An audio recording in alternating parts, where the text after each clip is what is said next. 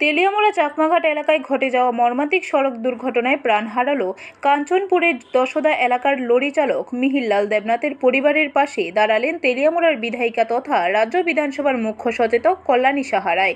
গত মঙ্গলবার ভোররাতে দুর্ঘটনায় প্রাণ হারান কাঞ্চনপুর মহকুমার দশদা বড় হলদি এলাকার বাসিন্দা মিহিরলাল দেবনাথ। আজ কাঞ্চনপুরে দশদা বড় হলদি এলাকার মৃত চালকের বাড়িতে পৌঁছে তার শোকাহত পরিবারের প্রতি গভীর শোক ও সমবেদনা জানান বিধায়িকা কল্যাণী রায়। সঙ্গে উপস্থিত ছিলেন কাঞ্চনপুরের এমডিসি শৈলেন্দ্রনাথ সহ কাঞ্চনপুর মণ্ডলের নেতৃত্ব থেকে শুরু করে বিজেপির স্থানীয় কর্মীবৃন্দরা।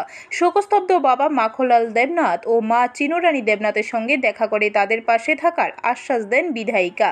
বিধায়িকাকে দেখে কান্নায় ভেঙে পড়েন মিহিরের শোকার্ত বাবা মা। পরে সংবাদ মাধ্যমের সামনে কল্যাণী সাহা রায় বলেন, সন্তান হারানোর যন্ত্রণা কোনো তুলনা হয় না। যে সন্তান হারিয়েছে সেই জানে এই যন্ত্রণা কতটা গভীর।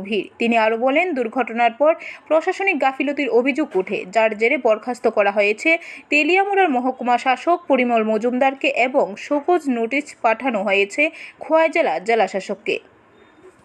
ইচ্ছা ছেলেটার ছিল, এই ভিডিওটা যখন দেখেছি সহ্য করতে পারিনি। যাই হোক, রাজ্য সরকার, রাজ্যের মাননীয় মুখ্যমন্ত্রী কথা বলেছেন ওর বাবা মায়ের সাথে।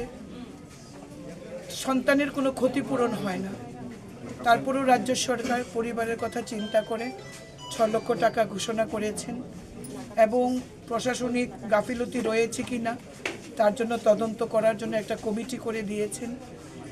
এসডিএম পরিমল মজুমদারকে সাসপেন্ড করা হয়েছে, ডিএম খোয়াইকে শোকজ করা হয়েছে, এগুলো আপনারা জানেন।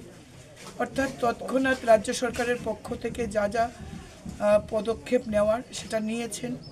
সন্তান ফিরিয়ে দেওয়ার ক্ষমতা আমাদের কারণ নেই, কিন্তু পরিবারের পাশে থাকার ইচ্ছা আমাদের প্রত্যেকের রয়েছে, প্রতিশ্রুতি দিয়ে যাচ্ছি।